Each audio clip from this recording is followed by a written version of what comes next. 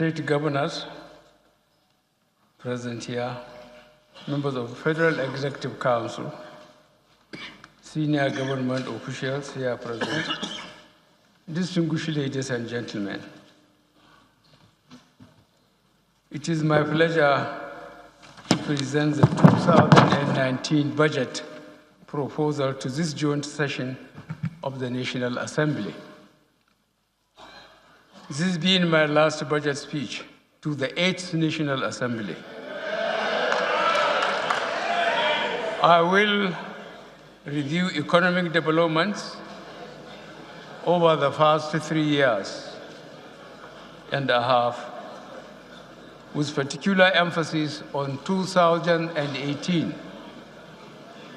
I will then highlight the budget proposals for 2019, the full details of which will be given by the Honorable Minister of Budget and National Planning. The last 3.5 years have been challenging both at home and abroad. Commodity prices, both oil and non-oil, have been volatile.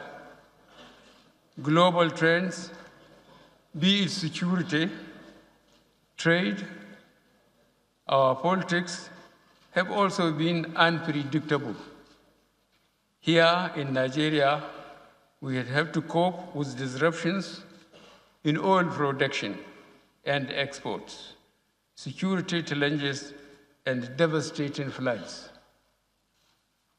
Through hard work and by the special grace of God, we have weathered these storms and made progress on many fronts, which is why we have cause to be optimistic about the future. The economy has recovered from recession.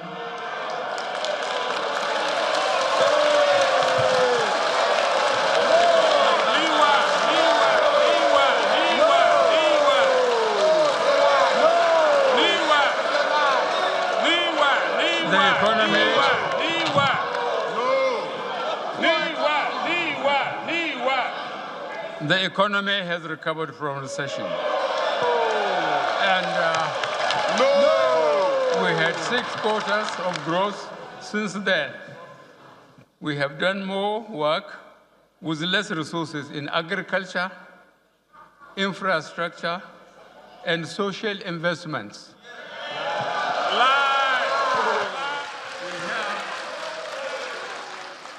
We have built better understanding between the federal government and the state on non-partisan fault lines, in particular, intervening several times to support states to meet their obligations, including the payment of salaries and pensions. Sustained development is difficult, if not impossible, in an atmosphere of insecurity and poor governance. We have therefore made strenuous and successful efforts to overcome the insurgency in the Northeast and to resolve intercommunal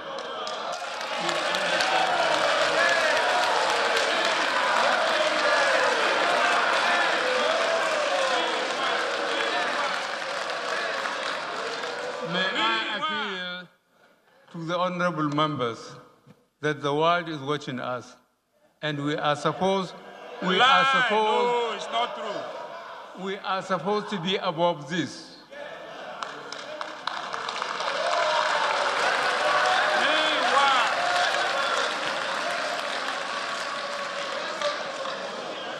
The federal government and the National Economic Council have been working in a unified and patriotic manner to tackle the underlying causes of tension between pastoralists and sedentary farmers. These conflicts have been a long-standing history caused mainly by competition for increasingly scarce resources occasioned by rising population and erratic weather conditions, a product of climate change. I take this opportunity to salute the men and women in the armed forces and security services for their courage, sacrifice, and patriotism in protecting our collective safety and security. The federal government has also sustained its efforts in fight against corruption and improve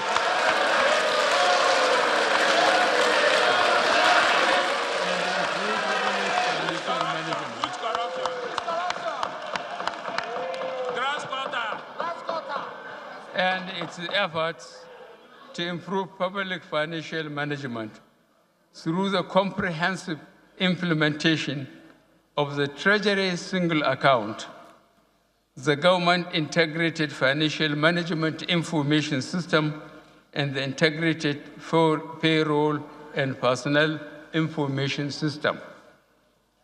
You may recall that as part of our commitment to improve governance, we joined the Open Government Partnership in 2016 with the aim of enhancing public service delivery, promoting business opportunity, enhancing government efficiencies, preventing corruption, and building trust in government.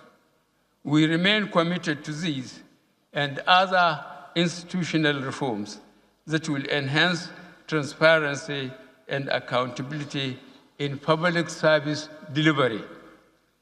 We also recorded several successes in economic management. Real gross domestic product growth stood at 1.81% in the third quarter of 2018, compared to 1.7% in the third quarter of 2017. We have had a sustained accretion to foreign exchange reserves from a low of $28.57 billion United States dollars in May 2015 to $42.92 billion by December 2018.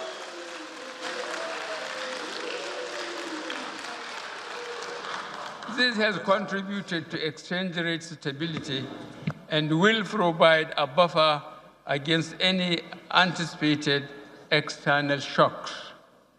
Inflation has also declined from a peak of 18.72% in January 2017 to 11.28% in November this year.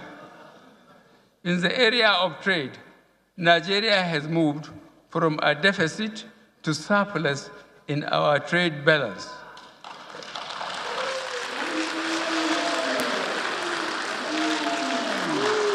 As at the third quarter of 2018, the trade balance was a surplus of 681.27 billion naira, representing a significant improvement from the deficit of 290.1 billion naira in 2016.